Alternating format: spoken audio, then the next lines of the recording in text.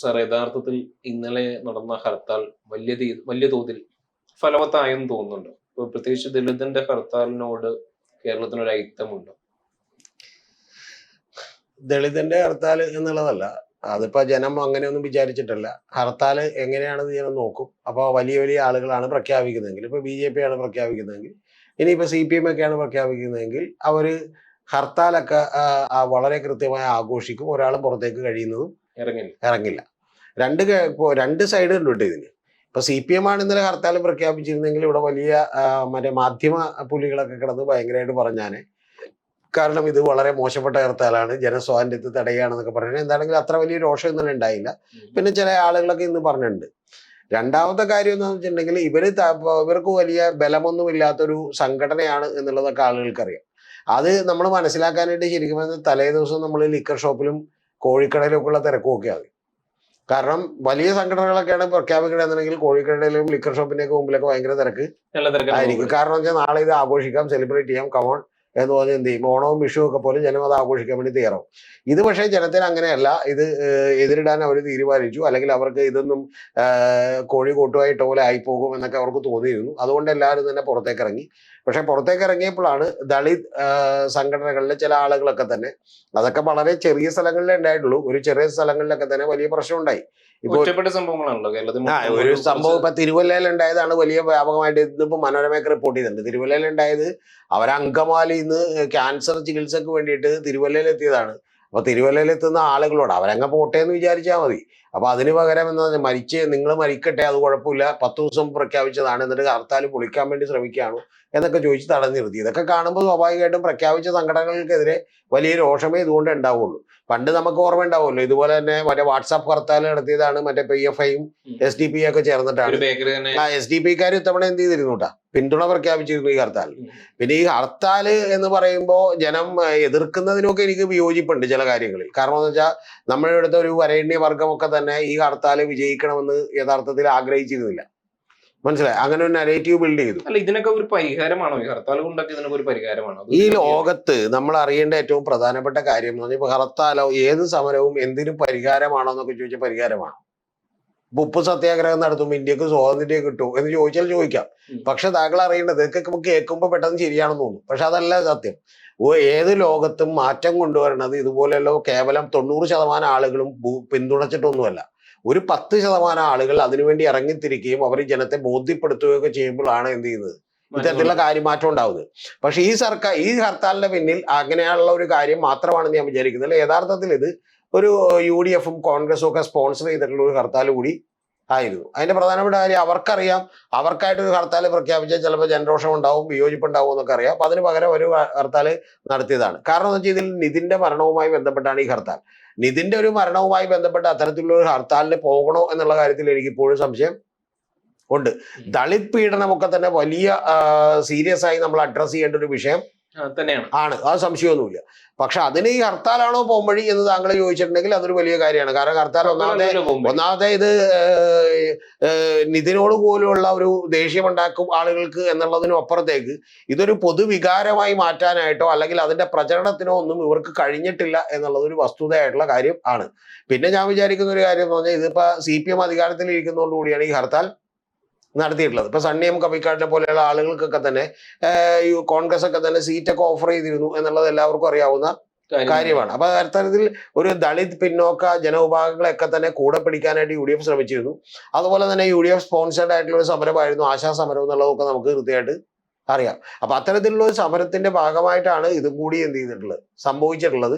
അല്ലാതെ ഇത് ഇപ്പൊ അത്ര വലിയ കാര്യമായിട്ടൊന്നുമല്ല. പിന്നെ ഇതിനു വേണ്ടി ഇറങ്ങിത്തിരിച്ച ആളുകളൊക്കെ തന്നെ മനസ്സിലാക്കേണ്ടത്, ഇത് ഇന്നലെ ജനവികാരം എതിരാക്കുകയാണ് ചെയ്തേക്കുന്നത്. അതിന്റെ പ്രധാനപ്പെട്ട കാര്യം ഈ പറയുന്ന ഞാൻ ഈ പറഞ്ഞ സംഭവം, പിന്നെ ബസ്സിലുള്ള ഒരു സംഭവം, ബസ്സിൽ തടഞ്ഞു നിർത്തി 1.5 മണിക്കൂർ 2 മണിക്കൂർ തടഞ്ഞു നിർത്തിയപ്പോഴുള്ള സംഭവം, മാന്നാറിൽ ഒരു കട അടപ്പിക്കുന്ന സംഭവം, ഇങ്ങനെ നിരവധി സംഭവങ്ങൾ ഇതുമായി ബന്ധപ്പെട്ട് ഉണ്ടായി.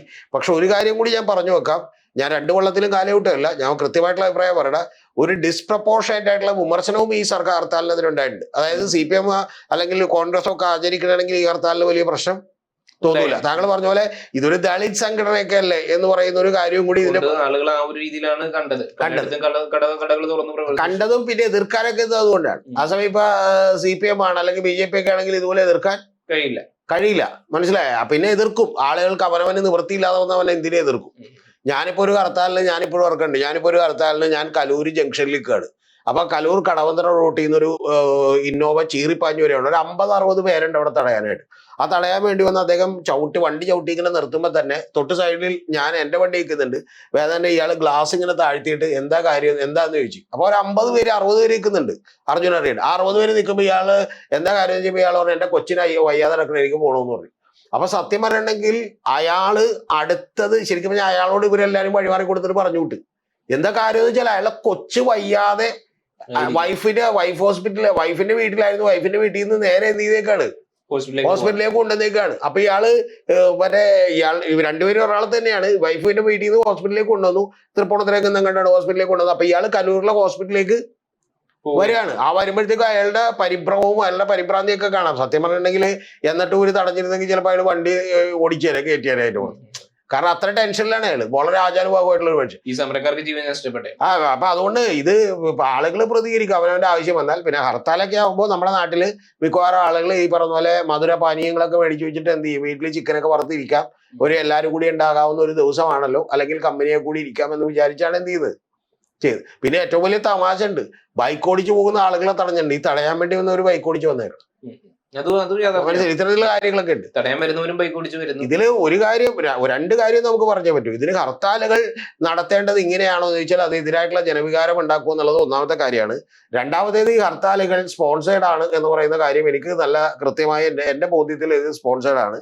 മൂന്നാമത്തെ പ്രധാനപ്പെട്ട കാര്യം എന്ന് പറഞ്ഞാൽ ദളിത് സംഘടനകളോ അല്ലെങ്കിൽ അവർക്കോ ഒന്നും കേരളത്തിൽ ഒരു പ്രാമുഖ്യവുമില്ല. അവർ നടത്താൻ പോകുന്ന സമരങ്ങളെ വലിയ ഗൗരവത്തോടുകൂടിയൊന്നും ഒരു മാധ്യമവും ഈ പറയുന്ന പോലെ സവർണ ബോധവും എടുക്കില്ല എന്നുള്ളതും യാഥാർത്ഥ്യമായിട്ടുള്ള ഒരു കാര്യമാണ്. അതുകൊണ്ട് നിതിൻ ഇപ്പൊ മരണപ്പെട്ടു എന്നുള്ളതിന്റെ പുറത്ത് അത്ര വലിയ വികാരമൊന്നും നമുക്ക് പലപ്പോഴും ഉണ്ടാക്കില്ല. ഞാനിത് നേരത്തെ പറഞ്ഞിട്ടുള്ളതാണ്. ഇപ്പൊ വിസ്മയ എന്ന് പറയുന്ന ഒരു പെൺകുട്ടി കൊല്ലപ്പെടുമ്പോൾ നമുക്ക് വലിയ ഫീലിംഗ് ഉണ്ടാവും. ആ സമയം വാളയാറിൽ ഒരു പെൺകുട്ടി കൊല്ലപ്പെടുമ്പോൾ നമുക്ക് അത്രയും ഫീലിംഗ് ഉണ്ടായില്ല. അതെന്താ കാര്യം എന്ന് വെച്ചിട്ടുണ്ടെങ്കിൽ പലപ്പോഴും ആളുകൾ, ഞാൻ തന്നെ പലരും പറയാനായിട്ടുണ്ട്, ആ പെൺകുട്ടിയുടെ ഒക്കെ 100 പവൻ സ്വർണം കൊടുത്തതല്ലേ, എന്നിട്ടും ഇത് സംഭവിക്കുമ്പോൾ ആളുകൾക്ക് കുഴപ്പം ഉള്ളൂ. മനസ്സിലായേ? 100 പവൻ സ്വർണവും 80 പവൻ സ്വർണവും അതുപോലെ തന്നെ ഒരു കാറും, അതുപോലെ യാരിസ് കാറും, പിന്നെ ഈ പറയുന്ന പോലെ ഒരു ഒരേക്കർ സ്ഥലവും ഒക്കെ കൊടുത്തിട്ടും, അതായത് അങ്ങനെ സാമ്പത്തികമുള്ള അത്യാവശ്യം കാണാൻ നല്ല ഭംഗിയുള്ള ഒരാൾക്ക് ഇതുണ്ടാവരുത് എന്ന് നമ്മൾ ആഗ്രഹിക്കുന്നുണ്ട്. പക്ഷെ അത്രയും നമുക്ക് ആഗ്രഹം. പിന്നീടും അവരുടെ കുടുംബാംഗങ്ങളെ ചുറ്റിപ്പറ്റിയിട്ടുള്ള വാർത്തകളൊക്കെ ആയിരുന്നു മാധ്യമങ്ങളിലും മൊത്തം. കുടുംബാംഗങ്ങളെ ചുറ്റിപ്പറ്റിയുള്ള വാർത്തകളായിരുന്നു. സഹോദരൻ യൂട്യൂബ് ചാനൽ തുടങ്ങിയിട്ട് അത് ഗംഭീരമായി വിജയിച്ചു. ഇത്തരം കാര്യങ്ങളൊക്കെ ഉണ്ട്. അല്ല, അതേ പറഞ്ഞ നമ്മുടെ ഇവിടെ ഇപ്പം അത്തരത്തിലുള്ള ഒരു വരേണ്യ ബോധം നമ്മുടെ ഉള്ളിലൊക്കെ പിടികൂടി ഉണ്ട്. അതുകൊണ്ടാണല്ലോ നമ്പൂതിരീസ് എന്ന് പറയുന്ന പൽപ്പൊടി ചെലവാകുന്നതും ബ്രാഹ്മിൻസ് എന്ന് പറയുന്ന കറുപ്പൊടി ചെലവാകുന്നതും നേരെ മറ്റൊരു പേരിട്ടുണ്ടെങ്കിൽ ഒരു സാധനം പോലും എന്ത് ചെയ്യാത്തതും ചെലവാകാത്തതും. അപ്പൊ അതുകൊണ്ട് ആ ബോധമുണ്ട്. ആ ബോധം നിലനിൽക്കുന്നതിന്റെ പ്രത്യാഘാതങ്ങൾ കൂടിയുണ്ട്. പക്ഷെ അതിനെ മറികടക്കാൻ ചെയ്യേണ്ടത് ഈ സമര പരിപാടികളാണോ എന്നുള്ള കാര്യത്തിലും എനിക്ക് സംശയം ഉണ്ട്. അതുകൊണ്ട് ഞാനിപ്പോ പരിപൂർണമായിട്ടും ആരെങ്കിലും ഒക്കെ കുറ്റപ്പെടുത്തുന്നില്ല. പക്ഷെ പ്രധാനപ്പെട്ട ഒരു കാര്യം എന്ന് പറയുന്നത് ഈ ദളിത് സംഘടനകളൊക്കെ ഇവരുടെ വാക്ക് കേട്ട്, ഈ പറയുന്ന UDF ഒക്കെ ചെയ്യുന്ന വാക്ക് കേട്ട് ഇറങ്ങിത്തിരിക്കുന്നത്. ഇത് സമരം ഉണ്ടാകാനുള്ള ഒരു പ്രധാനപ്പെട്ട കാരണം പിണറായി വിജയൻ ഭരിക്കുന്ന കൂടിയാണ്. പിണറായി അല്ല കോൺഗ്രസ് ആണ് ഭരിക്കുന്നതെങ്കിൽ ഇത് എന്ത് ചെയ്യൂല. ഈ സംഘടനകൾ എന്തായാലും സമരം ഹർത്താലും പ്രഖ്യാപിക്കില്ല. അതും വേണ്ട. നമ്മൾ വളരെ സെലക്റ്റീവാണ് നമ്മുടെ പൊതുസമൂഹം തന്നെ. പലപ്പോഴും വളരെ തെറ്റായിട്ടുള്ള കാര്യങ്ങളാണ് പ്രചരിപ്പിച്ചുകൊണ്ടിരിക്കുന്നത്. അതുകൊണ്ട് ഹർത്താലുകൾ ഒക്കെ ഒരു ജനത്തിന്റെ സമരം എന്നുള്ളതിലേക്ക് ആവശ്യമാണോ എന്നുള്ളത് പലപ്പോഴും ആളുകൾ ഭയം കൊണ്ടാണ് പുറത്തേക്ക് ഇറങ്ങാതിരിക്കുന്നത്. അല്ലാതെ ആളുകളുടെ ഒരു താല്പര്യമോ ഇതിനോടെതിരെ പ്രതികരിക്കണമോ എന്നും വിചാരിച്ചിട്ട് അല്ല. അതുകൊണ്ട് ഭയം കൊണ്ട് തന്നെയാണ്. അതുകൊണ്ട് ഹർത്താലുകളൊക്കെ വേണമെന്നുള്ളത് ആലോചിക്കണം. പക്ഷെ ഈ ഹർത്താലിനോട് ഈ തരത്തിലുള്ള രണ്ട് സമീപനങ്ങളും ഉണ്ട് എന്നുള്ളതാണ് എനിക്ക് പറയാനുള്ളത്.